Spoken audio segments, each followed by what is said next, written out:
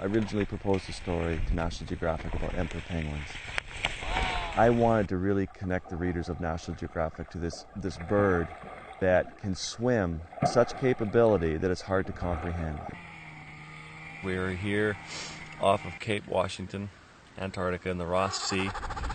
So the penguins are going to sea to feed, and they'll be gone anywhere from 10 days to 3 weeks, and then they'll return back to the colonies.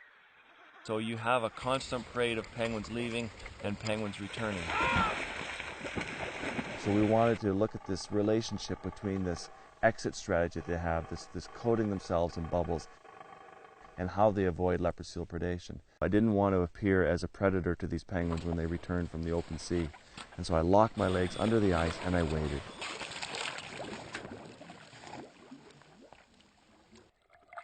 And all of a sudden I had these 4-foot-long, 80-pound penguins all around me. I had an emperor penguin crawl up on my head, on my back, onto the ice, and I knew it was going to go well. And as I'm lying there, I start to see these penguins come rocketing up from the depths, and their backs are facing me as they rocket up towards this open hole in the ice. And as they're doing that, it's like somebody turned on a jet, and the bubbles just start pouring off these penguins. They release bubbles from their crown, from their belly, from their back, and they essentially create a tunnel of air around themselves that would allow them to triple their speed when they exit the water. I knew that I needed to photograph this behavior from the surface as well. You'd be pointing your camera here waiting, and 10 penguins would come off to your right, 6 to the left. You know, 1 would fly over you. So it was extremely hard to get.